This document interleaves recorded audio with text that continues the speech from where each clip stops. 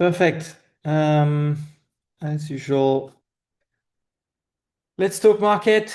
Um, well, the last week was again. It's. I don't like that this kind of week happens in the middle of the summer. To be honest, I don't want to jinx it, and I have to live by my own words these days, which is don't anticipate the regime that might come and just trade whatever is in front of you. But it's true that those wild swings in the middle of July, I just hope that as usual it's nothing and nothing is gonna be massive in September, October. I guess it goes to show of how taxing mentally that Q1, Q2-ish was because yeah, like I'm on it doesn't happen often, but I'm on the fence of damn if it's moving like this in July. September, October could be feisty. So in and of itself, as usual, right? You have VIX, I think 18 and a half at the close. It's nothing terrible. I think we've seen a little bit of 20 at some point on Thursday. Um, and you could simply look at it as, okay, whatever happened on Thursday was mostly driven by Tesla and Google, but then nothing burger, right? Like there's some very good reason to look at this and say, yeah, we've just lost 15% on Tesla. It's still a big stock. Google lost 7% at some point. It's a big stock. This kind of positioning is going to trigger other repositioning in other big stock, Nvidia and all that stuff in anticipation for their own earnings. So sure, like markets are going to be moving. But yeah, as I said, the fact that this happens in the middle of July when things are normally a little bit more quiet, it's not great from my perspective, but that's it. Otherwise, yeah, 18 and a half, 19, okay. I think at the close on Friday, we were at 100 in VVIX. Um, I know in the group we've been talking a little bit more about VXX this week. As usual, it's been since I'm writing sharp to that I'm talking about that trade. VVIX, high VVIX mean high volatility of VIX, which means that option in the VIX are going to be more expensive, which means that VXX is going to be more expensive. I think at some point we were at 105 in VVIX. I can't put literally every single action I take on the Discord because sometimes that would be a bit much. But yeah, these days, as soon as so naturally, I'm always into short fall in VXX for a lot of reasons. Maybe one day I'll do a dedicated video about that one, or actually maybe not, because it's a risky trade, right? It's a risk management trade. Do that if you only fully understand all the risks that are tied to it. And if you want to call me a noob because I'm selling straddles in VXX, yeah, then same. I'm happy to have an open debate about it. But in any case, when we were at 105 this week, yeah, I was quite active inside that one. Obviously, then the XX gonna most likely going to drift down. So I do it the same way as I do it in the group. I tend to sell straddles at the strike that is right below the money. So this week it was a lot of 21 and 22s ish in the month of August and a little bit in September. But yeah, like essentially it's been a good week if you had to like roll some of those positions and be put yeah, be positioned or be ready for whatever comes in August and September. And yes, I have no problem dealing with the two thoughts in my mind. I'm a little bit I don't want to say scared, but I'm a little bit cautious of what could potentially happen end of Q3, early Q4, but that's not going to stop me from selling VXX volatility. That's not going to stop me from selling vol in SPY, as we'll see in a second. 18 and a half, that still gives you a decent 4 or 5 points. At some point, I think we even had 6 points when we were at 19 and a half. Um, and I said that last year. I didn't have a chance to say it this year so far, but when realized vol is at 13, 14 as it is at the moment in SPY.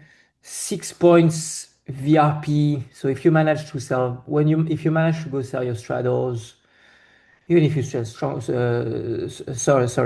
even if you sell straddles, right? I think you'll be fine. I think it's easier to manage strongholds these days, but the point is, if you have 6 points and RVs at 13, it's hard to lose money, right? Don't tempt the market because all that stuff is path dependent, and if tomorrow you have a nasty path upward, because usually those are the ones where market goes up, not realizing a lot of realized volatility, and then very quickly you take 2% on Monday and then another 2% over the next days that follows the FOMC, and all of a sudden that seven, I think I sold a bunch of 7,800 call on ES. On the put side, it's around 7,100, something like this.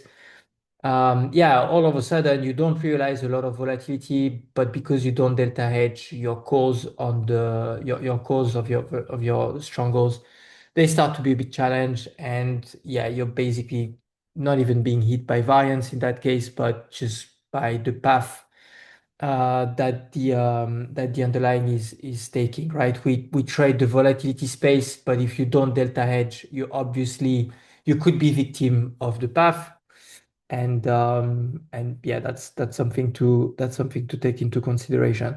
So at 13% realized vol, 6 point VRP, as I said, it's not that it's a short trade. There's never a short trade, but it's harder to lose money.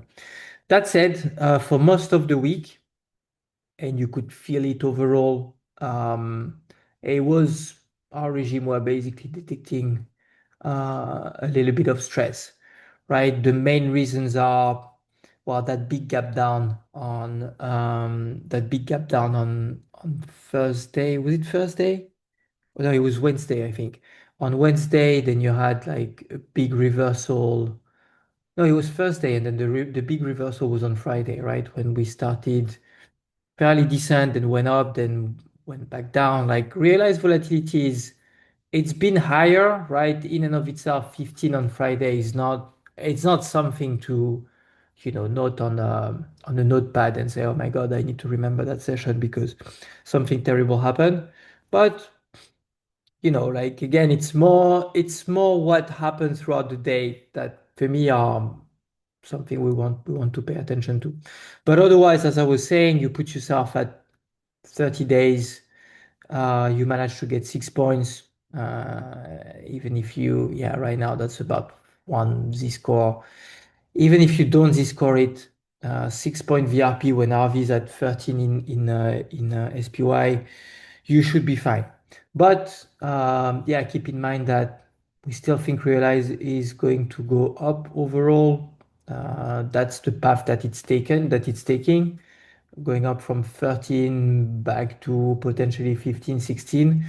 And there is enough catalyst over the next few days, in particular this week, for realized volatility to just realize, right? You have FOMC on Wednesday, as usual.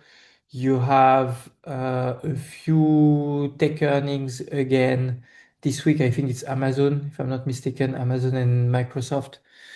The week after, you have AMD, I think. So a lot of the semis are going to start reporting early August, and then right after that, that first week, you have NFP in the US, which is going to be closely followed, especially with inflation coming back. And in exactly a month from now, you have Jackson Hole.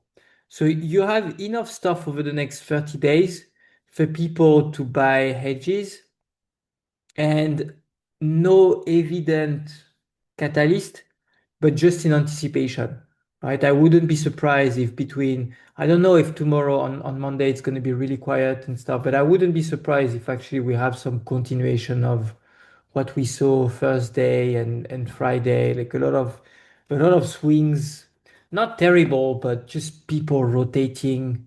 It's the end of the month also on it's on Friday, literally. Friday you have end of the month flow, so you have enough stuff for the market to keep moving and therefore people to buy insurance just in case something really bad happened because they just simply don't want to get caught in it. So Volavol is obviously on the high. It's not terribly high, 105 in SPY. If you look at the last 2 years, it's pretty much the middle of the range. So nothing exceptional, nothing to be worried about fundamentally. But the little feeling, if you look at the market every single day, you can tell that like yeah, for a month of July, it's a little bit more it's moving a little bit more than usual, and yeah, like you have a few data points to justify it. But if you stick to SPY, 5 6 points in SPY, I think you are mostly fine. And I was showing this into the newsletter today. I think if you have to pick something, you much rather stick to SPY than other stuff because it's the one that still present the best probabilities. I know some people will look again at the queues. They will say the vol in the queues is really high. It is high. It's not even that there is no VRP in the queues at the moment. You have 3 4 5 points. But the reason why I will take SPY over the queues, not only is because the prob are higher right now, it's also because of the sheer profile of the two assets, right? You have one asset that has RV25, it's moving much more. The risk of gap up or down and situation where you can basically can't do anything about it is much higher. And I just don't think it's worth it. And even if you would see, I mean, if you would see, I think at some point we saw VIXN at 31 or 32 this week. You could say, okay, well, now it's 32, that's 7 points vol. Do I get in? I don't think you shouldn't, right? Like now you have much more justification to say, okay, I have 7 8 points vol. I'm happy to stomach an underlying that's going to be moving, wiggling around quite a bit, but I think I'm fairly compensated for the risk. I think that's something that can be justified now. Yeah, if you have 7 8 points, why not? But in any case, remember that the big difference between these two assets will be that one is much more likely to jump one way or another than the other, and you just simply cannot do anything about it, right? If you have Nvidia, AMD opening down 10% over the next 2 3 weeks, oh yeah, actually in the list of catalysts you also have obviously Nvidia somewhere around August 20th. So yeah, the next 30 days are going to be I don't know if they're going to be rocky, but at least people have enough justification to go buy some VIX just in case. So yeah, so back to what I was saying, that 25 here, if tomorrow for whatever reason a big tech stock is down 10, 15% a la Tesla, you will feel it much more in the queues than you will feel it in SPY. And the annoying part is not so much what I mean by you will feel it is remember that we trade vol. Even if you're delta hedging, the problem in vol is gaps because you can't hedge gaps, right? If you open down 3%, well, you're basically paying gamma if you are short vol, and that can hurt quite a bit. I'm not gonna go back to SMH and Soxol. We talked a lot about it over the last two calls, but similar situation. You have slightly better odds than last week. I think at some point we saw 77, 78. So I'll reiterate quickly, in and of itself, it's not a bad trade when you have 90-point VRP. But you need to always keep in mind that 105 realized volatility, that's what should keep you up at night. 56 in SMH it's been up for a while now, so you shouldn't really be surprised. I'm not really surprised by those numbers anymore. But if you go sell options in those, you need to remember that at any point in time, yeah, Soxor can open down 12% and finish the day at 20 down 25%, and you won't be able to do much about it. And therefore, your sizing has to be on point. And even before the sizing part, you should ask yourself, we often have that conversation in the group. You should ask yourself, if one day Soxol is down 25% and I was short just even one stronghold or one straddle, what does that mean? Just looking at direction, right? Just looking at price change, you'll be delta one anyway. If we go back down 25%, don't worry. But what's gonna be the P&L because and the loss, unfortunately, because of a move 25%. And then you can add on top of that the fact that you're not going to be losing 25% without implied vol shooting up to probably 280, something like this. Now you recompute the price of your options, and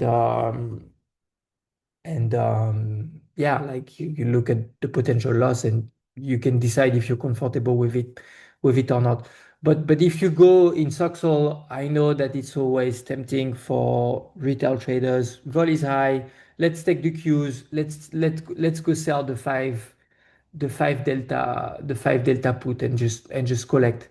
Your risk here is, again, you have enough realizable windows to have a big gap down where the noobs, literally this time, are going to say, well, if it's a 2-3% gap down, my strike is fine, so I don't mind. But that's not really what's going to kill you. If you have a 3-4% gap down, first of all, the likelihood that you have another 3% throughout the session is high. And also that number here is not going to stay casual at 28. It's going to be 40 something. And if it's 40 something, then can your account handle it, especially for smaller account? That's really how you should be thinking about to sell positions, or even tells. I think you should avoid anyway to sell them, or under very specific circumstances that we talk about often in the group. Um, but yeah, like otherwise, when you take normal position, just avoid. Um, yeah, so we talked quite a bit about the queues already, and I've said mostly the different stuff that I wanted to say. Like it's gonna be tempting, but remember that's 7 points, okay, but you have 25 potential in RV. Things can move, and you need to be a little bit careful. Let's switch to the other star of the week, which is Uzo. So our dear friend Uzo, after having implied vol being getting crushed at pretty fast pace, right? If you remember, that's 2 weeks after the beginning of the Iran war. Uh, that's well, first of right before 4th of July, we were back down to 36. In hindsight, it's true that 36 implied volume Uzo was a bit low. I'm almost a bit mad at myself because I didn't I didn't see that one. But yeah, in hindsight, that may have been a little bit presumptuous to just think you would stay here. And yep, surprise, surprise, we literally almost doubled. Yeah, not exactly doubled, but almost doubled in 20 days. As the US are back to bombing, ceasefire. We're not sure if there's still a ceasefire or not. Now there's two front, which is probably the more worrying thing. I'm not an oil expert, but having almost closed was already not great. But if you close the Saudi side because of what's happening with the Houthis, uh, that doesn't sound like a great idea. So yeah, implied vol shoot up, big resurgence of the VRP. You have 20 points, and so the question is, are you going back into VRP and option selling in Uzo and oil? If we have a look at the probabilities, I add everyone except Uzo. Damn. There it is. So here, that's a great example of what I'm saying all the time in the in the group. You have 20-point VRP, which on paper is great, and okay, but the probas are going to be only 59%. Why the probas are going to be only 59% if you have 20 points plus of VRP? Well, it's because the model is able to take more than just the raw VRP, right? When we make prediction, we take a lot of features like the term structure, what's the slope of the term structure, for instance, the realized term structure, the implied term structure, how fast have we come up, and in that context, the models are basically picking up on the fact that it's not it's been moving very intensely, and even though you have those very nice 20 points, maybe not now, right? You can give it a few days to see if things stabilize, if potentially RV goes up and follows, because so far it's been behaving, right? It's been okay. Obviously things move, right? It shoot up, CL, it went up from I think it was at 68 at some point early in the month, from what I remember. I'm pretty sure I saw 68. I started to do the trade we're going to talk in a second when the front month was at 75, and I think I saw 92 somewhere on Thursday. So for something that's been going up at a really fast pace from 68 to 100-ish, 92, let's say, realized vol is fairly behaved, right? So I'm not saying don't go trade vol in Uzo. And in fact, we're going to talk about how I've been trading vol in Uzo the last week or so. But yeah, you want to make sure that 41 doesn't become 50 because a big news happens. And if it doesn't, um, before we start talking about futures and stuff, if it doesn't, then it's the kind of situation that I talked about when the war started, or the lazy summer that I was describing in stock that we had last year, and unfortunately we don't have this year, where it's very possible that things don't get crazier than what they are right now. Implied vol stay, because it did stay for a while, at around those levels, right? 78, 70 overall, because the market thinks it's the price. It's the price the market is willing to pay for it. RV stays stuck at 40-ish, 45, maybe 50, but doesn't really accelerate more than that. And then, yeah, it becomes very healthy situation to trade vol in those circumstances. Obviously, the headline risk is really high, and if something happens on the headline side, you can get screwed, and that's why, as usual, you want to do that in a reasonable manner. So normally we would trade strongholds in Uzo, and I don't see any reason why you shouldn't be doing that. If you just want to stick to one thing, you can do one thing.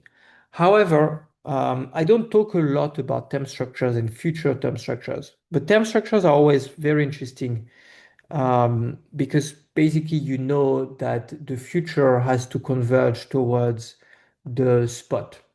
Right now, you have, I don't have a nice chart because it's not really what I trade in normal circumstances, so it's not in the platform. But I do know that because actually, funny enough, I started my career with futures. So I understand how futures work and some of the key features of the futures market. So here we know that spot is somewhere around 100 most of the time. You have the September contract that trades at 90, you have this one at 85 and 82.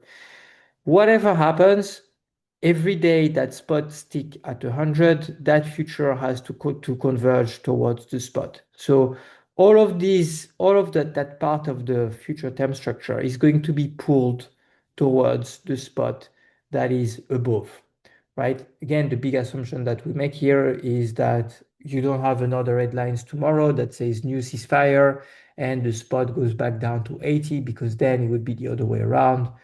Those front month overall they have to follow the spot and they have to converge toward the spot a little bit every single day. There's a ton of literature over there. It's actually much simpler to understand than options.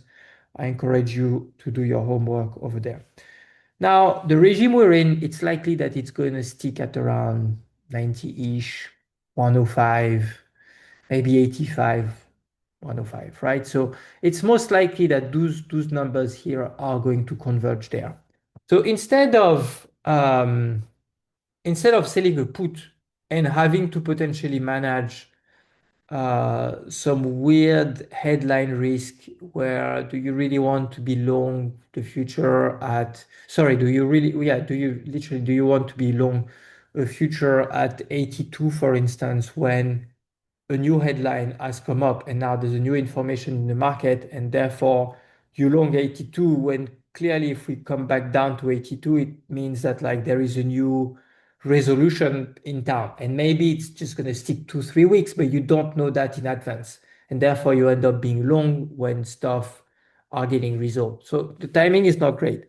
So instead of selling puts, you could justify to buy those ones, especially because you know that they're going to converge toward the spot.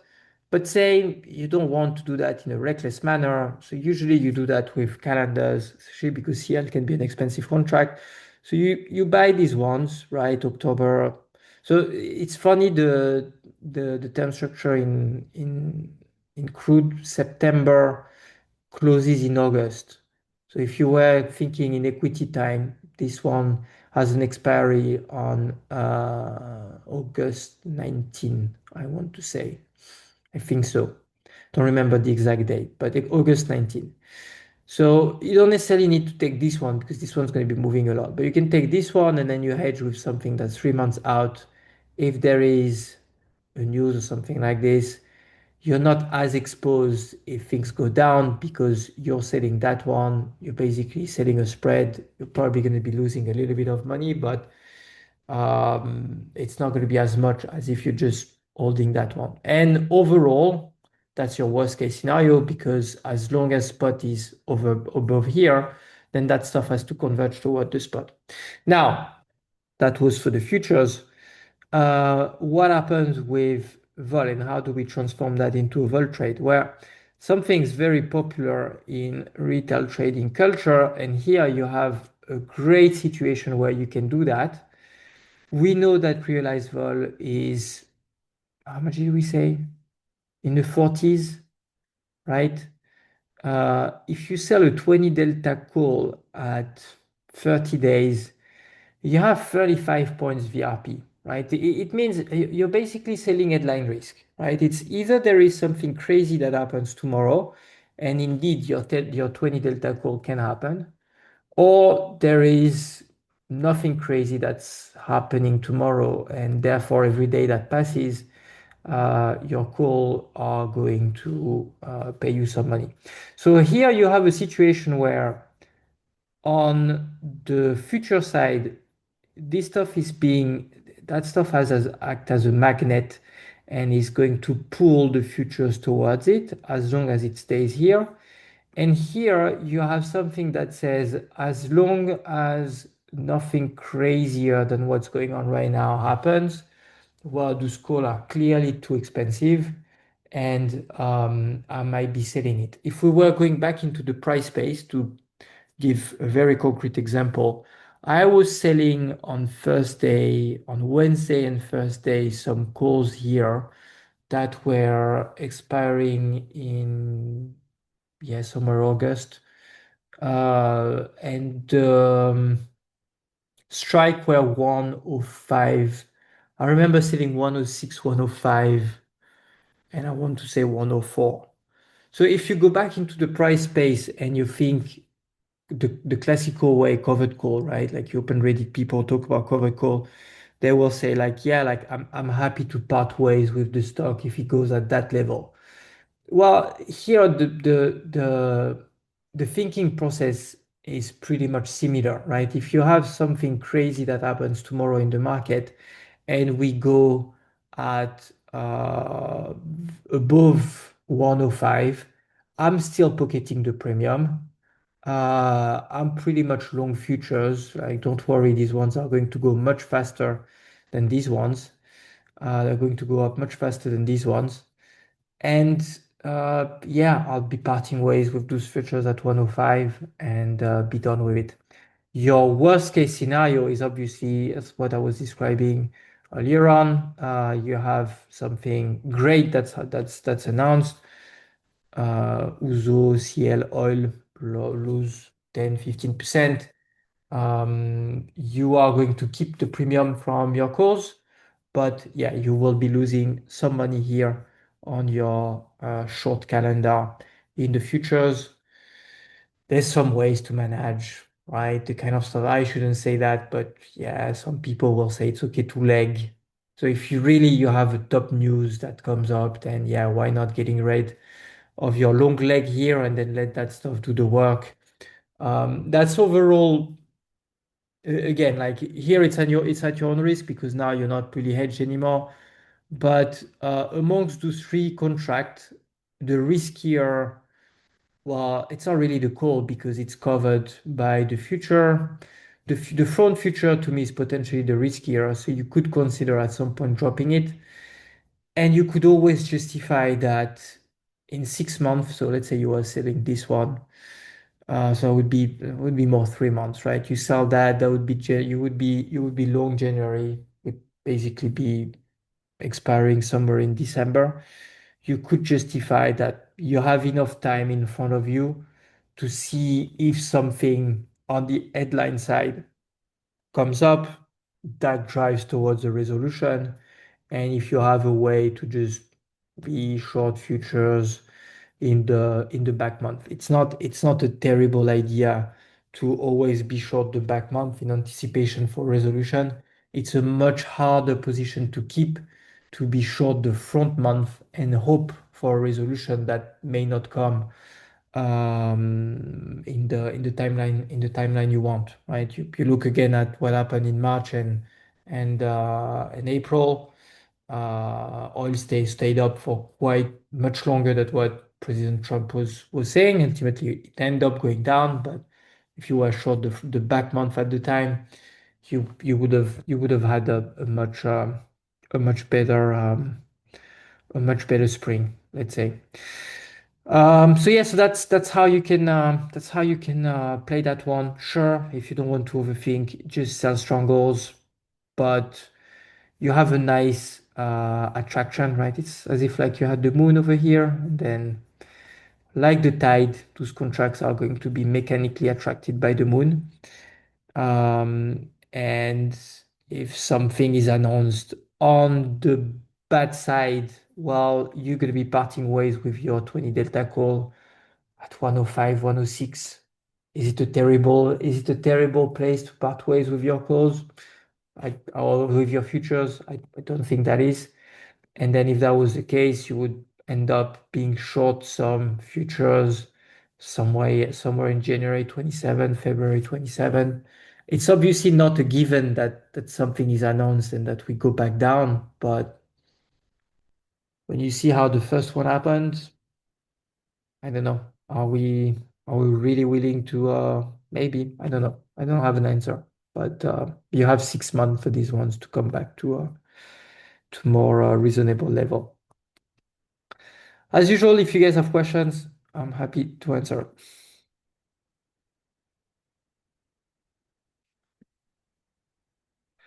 Otherwise, well, then I see you in the Discord. Have a good week, everyone, and thanks for joining. Thanks, Alex. Have a good weekend. See you. Thanks, Alex.